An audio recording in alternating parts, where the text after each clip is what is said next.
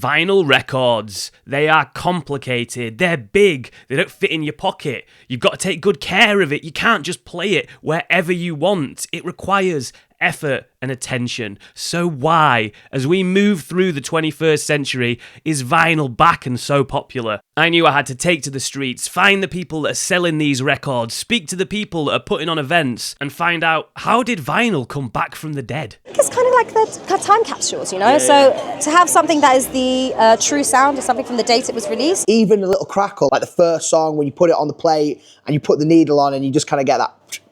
Welcome back to the channel and to a video that I've been wanting to make for so long, and it's how vinyl records came back from the dead. Now, I recently did a series called The Death of the High Street, looking at the state of retail around the United Kingdom, and wherever I went, for every boarded up Wilkinson's or shut down Boots that I found, I always came across a vinyl store that seemed to be doing well.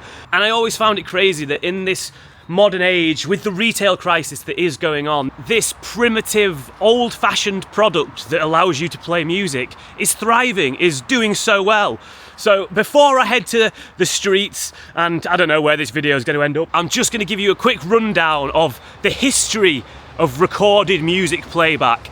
And I want you to have a little think about where you started or what you remember. So the first device for playing back sound was the phonograph, invented in 1877 by Thomas Edison. So it operated with a cylinder that was wrapped in foil, and when someone spoke into the machine, impressions were made into that tin foil, which could later be played back. Mary had a little lamb, its fleece was white as snow. Then came the gramophone in 1887, and instead of playing back from a cylinder, it played back sound from a flat disc. Then in 1948 came the long play record, the LP, or as we know it, the vinyl. These spun at 33 1/3 revolutions per minute and enabled more tracks to be put onto one side, giving birth to the album. Then came the cassette tape in 1962, a smaller way of playing back sound, and with this you could also do things like record directly from the radio. So cassette led on to portable devices like the boombox, but most importantly, the Sony Walkman, which was invented in 1979. But in this rapid evolution of sound, nothing was to stay at the top for long, and then came the CD, the compact disc. Whilst this was the first leap towards digital audio, the foundations can still be traced back directly to that phonograph. In 1984 came the Sony Walkman, a device which you could take anywhere and offered far better sound quality than the portable cassette player. The 90s continued with progression and brought the mini disc player, but it was in 1997 when the first MP3 player came out, and this was going to change everything. It seems so commonplace now, but that move from physical storage to being able to store music as memory was mind-blowing and revolutionary. And then in 2001 came along the big dog, the thing that would change everything, and that is the iPod. The original iPods genuinely were the coolest thing ever. I remember mine so well. I feel sad for people that didn't get to go through this phase. But this obviously then led on to the iPhone in 2007. And like the black box theory of 1963 predicted, that said one day you will be able to do everything from one device, and how accurate that was towards the iPhone and the smartphone in general. But these portable computers that let you play back music wherever, whenever you want, from platforms such as Spotify, invented in 2006, or Apple Music in 2015, all of which makes it so crazy that in 2024, this primitive way of playing back music is still so popular. So what do you remember from that timeline? I was born in 1992, and my first device of playing back music was this black tape player. It was absolutely class, and you could also put tapes in and record yourself. So I had many little tapes of me singing all the classics. So the first leg of this journey's brought me to Preston, because in one of my previous videos, when I mentioned I was going to make this video, everyone was saying, oh, you got to go check out Action Records in Preston. So that's going to be the first stop, and here we go. Action Records. Awesome. Well, this shop opened in 81. 81 was all vinyl. All vinyl. Cassettes. But there was no CDs. Right, yeah. They hadn't started then. Oh. As you moved into the 90s, then vinyl was disappearing big style. Yeah. The record companies were making it. Yeah. There was far more profit in the CD lot, so the pressings became very limited. The indies were still doing a bit of vinyl, but nowhere near as much. 2005-ish for us started to really change again. So I'd definitely say the last 15 years it's been big, though. You know. So did you ever think it would come back? Did you ever think that vinyl would return from its demise, so to speak? No, I don't think anybody. A lot of people still love vinyl, and a lot of people wouldn't buy a CD, but you wouldn't have thought that it would have come back as big as it has done. Yeah. But then it was a beautiful format. Yeah. You know, that was a great thing. Looked after, it's, you know, you can have it forever, you know, it's not perishable, and it is a false thing that everybody thinks CD market's quite dead. A lot of young people started coming in recently, start to buy CDs as well now. Wow. So there we go, the first record store done, and what a lovely guy. Action Records in Preston. And what I really liked as well was he said that not just vinyl's coming back, but CDs are gaining in popularity as well, which I just had no idea was happening. I thought the only person still buying CDs was my dad. Well, that's amazing. So the focus of this video will be vinyl, but if we come across other forms of recorded music playback that are coming back, I'll explore them as well. So many things in society now are like really throwaway. Like you buy it and it's gone. Everything's like consumable. Whereas vinyl's like the first thing personally that I started getting that was like, it remained, you know, it's something that I have. Once I buy it, it's forever. Sometimes it goes up in value, goes down in value. It's not really what I'm bothered about, but it stays with you. It's not something that you throw away. So the other thing is with like digital streaming service like Spotify, is you pay them all this money, and while you can listen to that music, it's not yours. So if they decide to take that song off or they have a dispute with that record label, you can never listen to that music again. It's nice that no matter what happens, you know that it's yours. So currently, as I'm making this video about vinyl, how vinyl came back from the dead, I'll be honest, I don't have a big interest in vinyl records. I'm hoping that's going to change as I go through this process of making this video. I'm spending quite a bit of time on it. So I thought, to start that, I should buy a record player. If I'm doing this video, let's buy a record player. So I messaged my mate Billy, who's a DJ who still plays on vinyl records. But I said to him, I was like, look mate, I want to buy a record player. What do you recommend?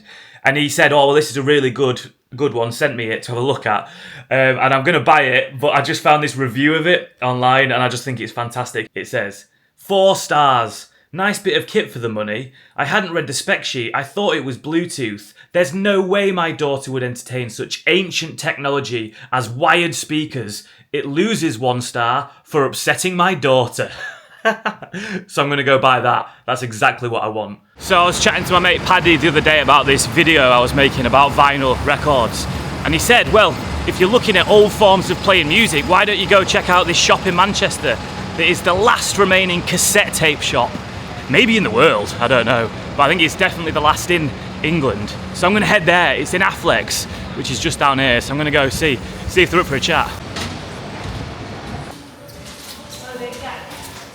So they opened this shop in 2019, but with the whole kind of vinyl revival thing that happened a few years ago. When did you say vinyl revival really kicked off? Yeah, I think it's like 2005. A lot of people have been saying around it's that like time. I guess it kind of coincided with that reinterest. Tapes also started having a bit of a comeback, nowhere near the same level, but over the last 3 or 4 years, I'd say tapes have gone mad. You know, you've got bands. Well, you've got Adele releasing tapes. You got Lady Gaga releasing tapes. Madonna releasing tapes of their latest albums. Because we started out as like a gig night as well as the label was a gig night and a label.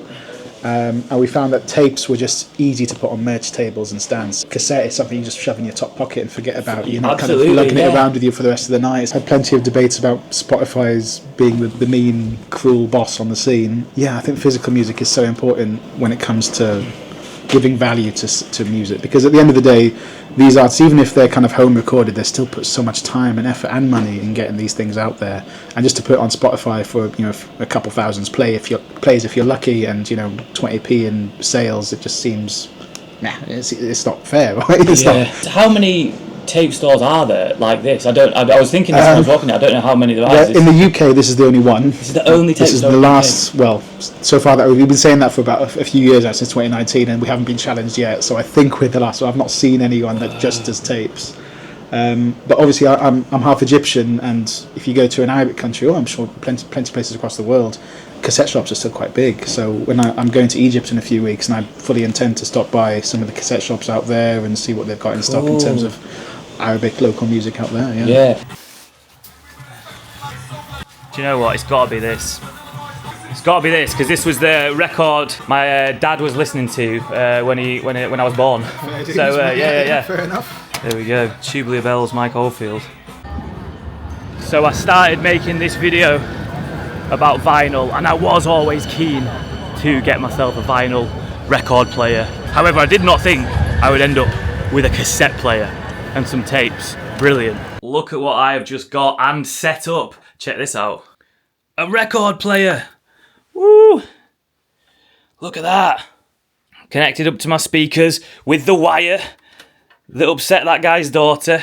I absolutely love it. I am so happy I've got it. There's only one issue, which is I don't have any records. I literally have no records, so I can't even use it. But luckily, I'm making a video about vinyl records, and I'm visiting a lot of shops, so hopefully I will be able to fill up this bit here with some records. More than I should. Maybe like a few, I think at least a few thousand records. Yeah. How much do you spend on it on average? My answer would depend on who I was telling that to. The most I've ever spent is around 250 when I had quite a bit of money and I was like, I want to get a large amount. If it's really good but it's really cheap, like you've not spent too much, because some of the best records I've ever bought are like £2-3, but you just pull something out in a charity shop or like a car boot sale or something, and I think that's the feeling that you can't really get if you buy stuff online and in other ways. It's that feeling of unearthing that gem and potentially getting a really good deal on it as well. Right, I've come to London, where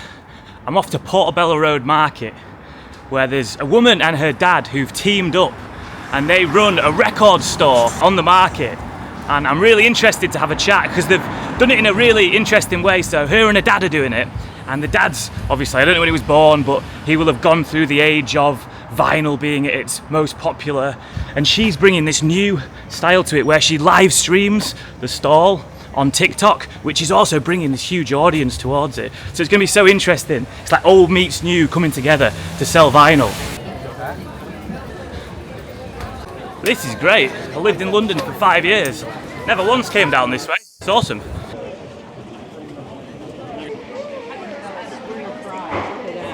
So in this spot, probably about 6 years, but we've been up and down the market for about 35 years. Really? No way. Yeah. And you're going live now on TikTok. So yeah, we don't have a website or anything, so I do live stream for about 6.5 hours for a day while I'm here. No way.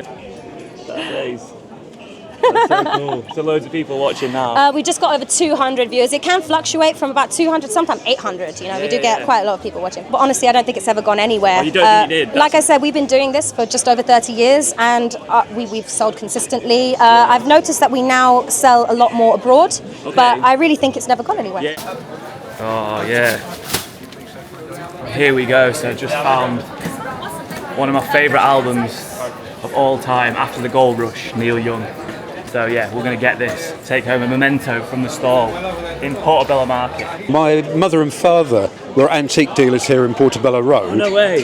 From the 1960s, and from a very little stand just adjacent to Portobello Road, a couple of boxes of records, we started. I always hate to say this, but it was before Natasha was born. I think around about 1991. No, Natasha, who's been part of the business for quite a long time now and was literally born into it, she shares that passion for music. She's definitely brought us into the 21st century, though, with the TikTok, which is a mystery to me. Yeah. When we first started out, the core customer was a very much middle-aged white guy. That dynamic has changed completely. Now, in excess of 50% of our business are young females buying Led Zeppelin, buying the Beatles, buying Pink Floyd, knowing what they're buying, having that knowledge, having exactly the same passion that we've got for it. And an interesting one, because it seems to be a new area that I find fascinating. Really lovely young girls, just as passionate as I've been saying, from Saudi Arabia. Oh wow. And yeah, we've had a little group from Saudi this morning. They're not buying your Taylor Swifts or your Lana Del Rey. They're buying classic Fleetwood Mac, they're buying classic Beatles. A couple of weeks back, Fairport Convention, bands you wouldn't necessarily thought they would have heard of. I'm gonna get this, my favourite album, so that will be. favourite album? It is, yeah, probably my top 5 anyway. Oh, it's so much fun working with my dad. Yeah. Like he's like my best friend as well as my dad. So yeah, it's a great. It doesn't feel like work, you know. Yeah. It's an English a cappella folk band called Prelude. I don't even know how I got to hear about this. I'll come away and have a little listen. If you're not entranced, don't be surprised. Well, I dreamed I saw the nice and lonely come saying something about a thing. It'll go to somebody like yourself, who's Yeah. a Neil Young or Yeah. Session Young fan. It's like when you go on holiday and you bring a fridge magnet home. You've always got something from there. Yeah, it's like a proper memento, definitely. And like the gratitude that people express, I could see how much they enjoy the experience of not just buying it online as well, for Yeah. example. Like they can touch it, they can feel it, they can listen to it. We probably have about 10,000 in stock here currently, yeah. We do have a lot more inside. Yeah. So I've just got back from my dad's 70th birthday party. And so my dad, born in 1954, obviously lived through vinyl. That's how he'll have grown up listening to music. Also lived through the era of good music. And I thought he just chucked all his vinyl away. And I said, you didn't keep any of it. And I said, you didn't keep any, did you? And he went, yeah. I sold a lot of it, but I kept all the good stuff. And then he brought out this. And he went, I ain't got a vinyl player anymore, so you can just have this. Ooh. What we got? We got... No way. You are joking. So I said how my dad was listening to Tubular Bells when Mum went into labour with me, when I was buying the cassette of Tubular Bells in that cassette shop in Manchester, and I now also have it on vinyl. What a lovely, lovely coincidence. Record 1, and it is a brilliant one. What else we got? Tumbleweed Collection, Elton John. Space Oddity, Fleetwood Mac, Rumours. Eleanor said, she was like, we need to get this album. Bob Dylan, Blood on the Tracks. Oh, you are joking. So I've got Tubular Bells on cassette and vinyl. I've got After the Gold Rush, the one that I bought at the store in London. And Dad also has a copy of After the Gold Rush. Oh, Sticky Fingers, look at this. Sticky Fingers, the Rolling Stones, and it's the one with the actual zip. That is so cool. So finally I can listen to something else that's not After the Gold Rush by Neil Young, which is an absolutely fantastic album. 2 copies of After the Gold Rush by Neil Young.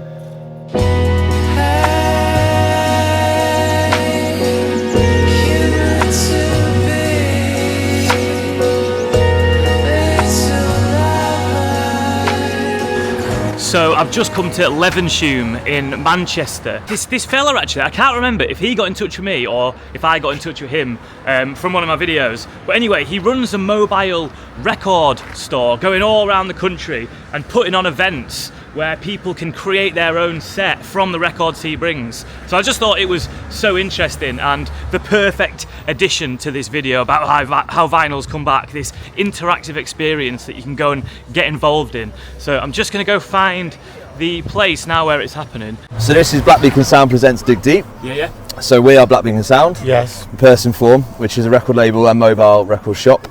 And Dig Deep is the event, which is where we take our mobile shop on the road, and then it incorporates a live mix challenge by the end of the day. Then the live mix challenge is inviting a guest act down, local act, who then will take an hour to dig through the records, an hour to prepare, put their set together, and that becomes a live gig, that becomes a live event. Yeah. No, whoever does it, it's like, that's it. Unless they go and buy all the records, which we're quite happy for them to do, then you're not going to hear it again elsewhere. Because like the new releases I can't keep up with.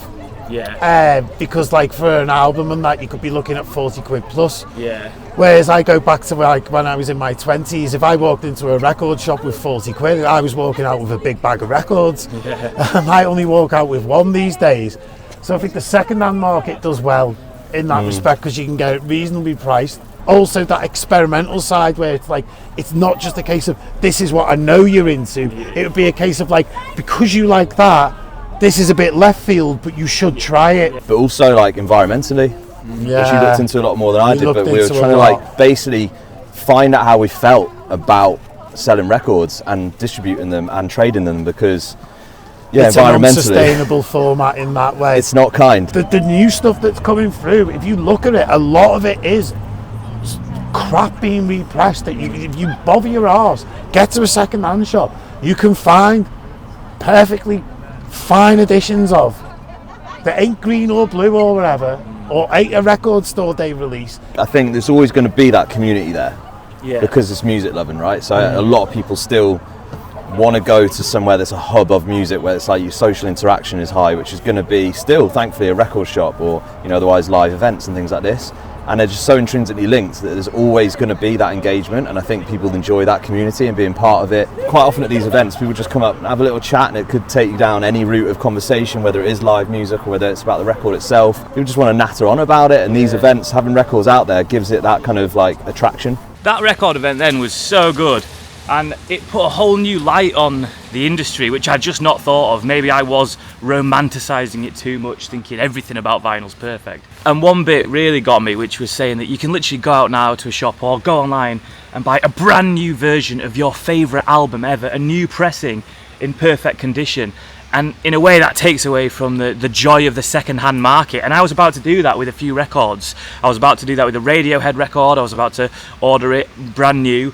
And now I'm actually just going to wait. I'm just going to wait until I stumble across it in some record store somewhere. Well, with another record, a Paul Simon record, but I didn't know which Paul Simon record I wanted because there's only a few songs that I'm really into. But I was like, well, I'll just buy some brand new pressings. And then at that vinyl fair that I've just been in then, I stumbled across this, a Paul Simon compilation vinyl. It cost me £5, and it has on the two songs that I was really interested in, Hearts and Bones and 50 Ways to Leave Your Lover. And it cost me £5, and I've got it. And I had the joy of rooting through a box trying to find it, and then getting to take this home. That's so good. The pleasure that you get from when you do that first time, when you can match those two songs up at the same time, and then it's like that rush that I got of doing that for the first time is what continued me to kind of want to get to be able to do that better and better and better. On the flip side of that, the issue is that it can also go really wrong as well, and it still does go wrong. Like, 9 times out of 10 it's fine, but every now and then you just do a mix and it sounds really horrible and a bit of a car crash. I think that's a good analogy, that it's more like an instrument. Even a little crackle, like I love the sound of the little like kind of crackle, especially if you're just starting out, like the first song when you put it on the plate and you put the needle on and you just kind of get that like before the song kind of kicks in.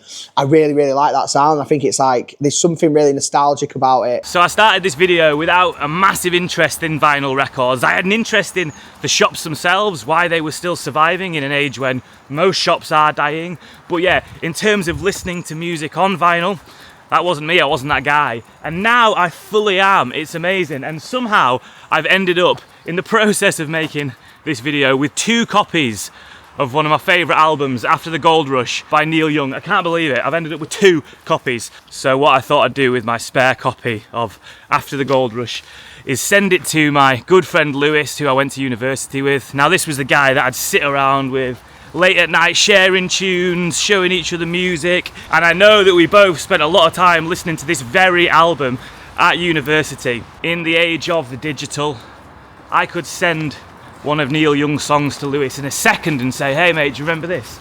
Do you remember when we used to listen to this at university? But no, I have the experience, I have the true vinyl experience of sharing a record that I ended up with. So I'm going to post it to him. Vinyl's back and doing well when the post office have special boxes for sending. She saw me struggling trying to shove it into a big envelope and she went, we've got special boxes for that, mate, if it's vinyl. Excellent. Welcome to Sheffield and to a different element of the video today, because I'm not here to look at a vinyl store, but I'm here to look at the flip side of the industry, the manufacturing side.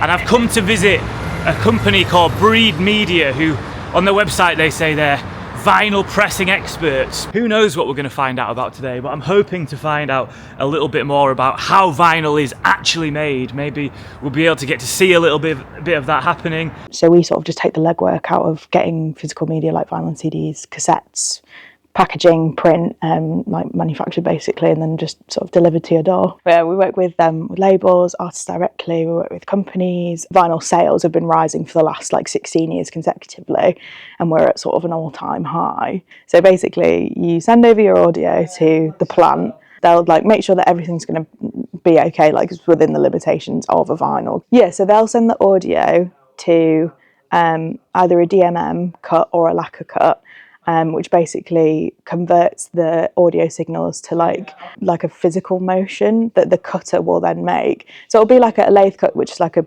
sort of metal disc that is like a sort of record player, but backwards because you're putting the music into the like metal plate that's on the cutter. Yeah, so then it's put onto a hydraulic press, and the PVC pellets. I'll actually go and get you some because they're a fun little thing. So these are PVC pellets. So this is what they look like. That's what they look like before they're coloured, and then they're coloured black for your traditional, because it looks more like the old style shellac records, which is then melted into like a sort of hockey puck shape.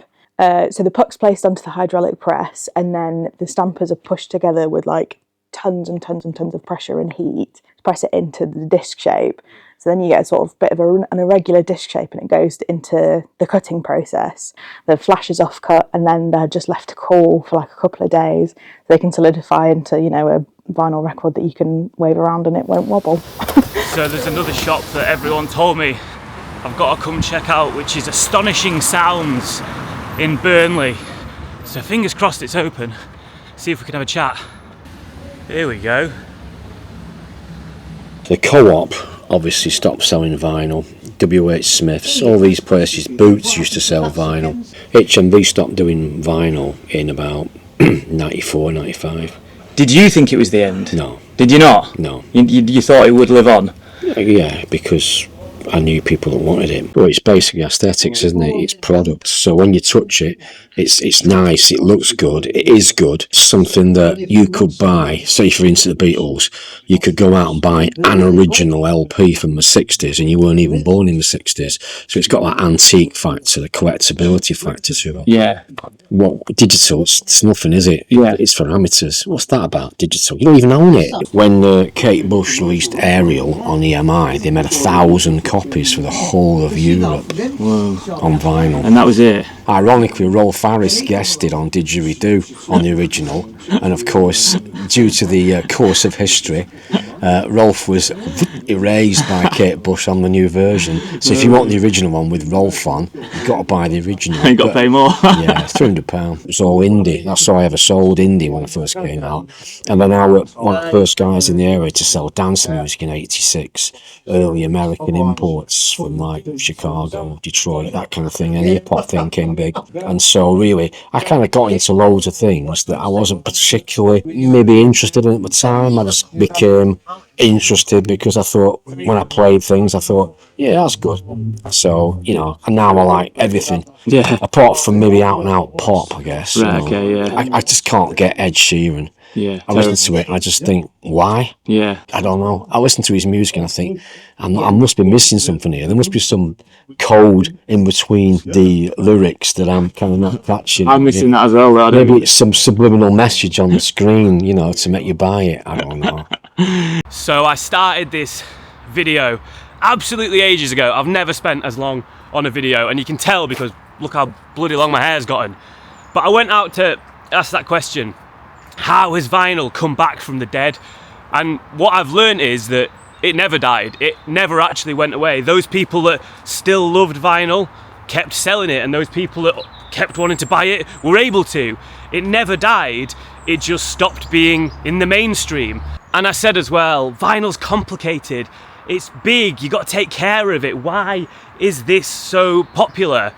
And I think that's the exact reason why it is so popular. In the modern age where we have strived to rid all complexity of anything, where we have reduced anything you want to the touch of a button, we've got rid of the complicated, but in doing so, we've become paralysed by completion. And the very act of going to a store and rooting through something and picking it out and going, oh, that artwork looks nice, and then putting it on and listening to it.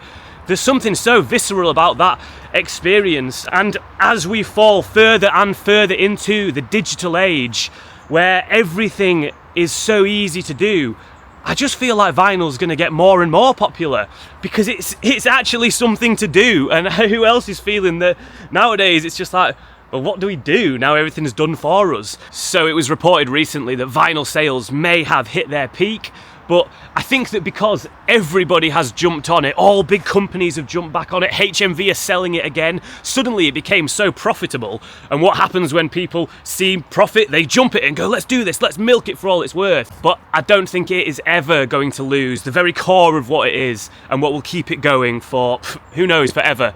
As that guy said, it's not perishable. Vinyl makes you work, it makes you interact, it makes you barter, buy, borrow, and share. It is community. The very heart of it is community. Vinyl, it's the last bastion of the analog world. And that is why I think it's back. So a massive thanks to everyone who took part in this video. I'm going to link all the shops below, go check them out, but also just go check out any vinyl store, they're great. Definitely hit up Black Beacon Sound, that event Dig Deep that they put on, they do loads of these. Definitely go to one of them. If you like good music, if you like chatting to people, just such a good event, and they go all over. So I'll definitely go hit them up. And I'm going to end this video by asking you to listen to one of my mate's songs. So the guy that I sent the record to, the Neil Young record, he's a musician himself and he is unbelievable. And regardless of what we've been talking about, vinyl, tape, cassette, CD, ultimately it's about sharing music, isn't it? It's all about just saying, oh, I know this good song, do you want to listen to it? So this is my very good friend Lewis Oliver's song Apple Tree, and I just want you to sit down wherever you are and just listen to the tune, as that's what is great with vinyl, it does make you sit down and listen to it. So I want you to do the same with this tune. On your soul, in the creases, like an old bubble gum. If the road stays beneath us in a while, away I'll run on a horse, so I made a sawyer to a hearse made of me, a rapper son and a mommy, and me and mine, a magic beast. The romance and the nostalgia that still people who like grew up listening to records or play records or in the music industry, that will always be there as well. Well, yeah, and when you put it on your record player, you do feel more obliged to sit down and listen to it. Yeah. Whereas you will put the CDs on and just go hoovering and whatever. I think because you don't know what you're going to get. Like, most of the way I actually find new music now is through buying records. To have something that is the true sound or something from the date it was released, it's nice to have something that is a physical copy rather than just clicking. Going in a record shop and like digging out some songs that you maybe never heard before from an artist you might never heard before, that if you weren't in that shop looking through that box, you would never ever know that song existed. Yeah, young people don't, you can get everything free. If you don't want to pay for it, it's there free. But a lot of the kids now, they like having some, some physical presence in their hand. Plus it puts money back into the system. Yeah, I wouldn't say we're making millions, but we're definitely keeping afloat and doing okay. Technology is a wonderful thing, and it's incredible that you can download whatever you want. That's super. If you value the sound quality, then you're going to hear the record reproduced the way the guy who originally produced it intended you to hear it. And if you went in every week like I did to the ones, then they'd get to know you and your tastes, and then all of a sudden there'd be a pile of records waiting for you when you went into the shop. We've arrived anyway, man. Anyway, it's fine by me. You were so scared of get-go before the apple tree, apple tree.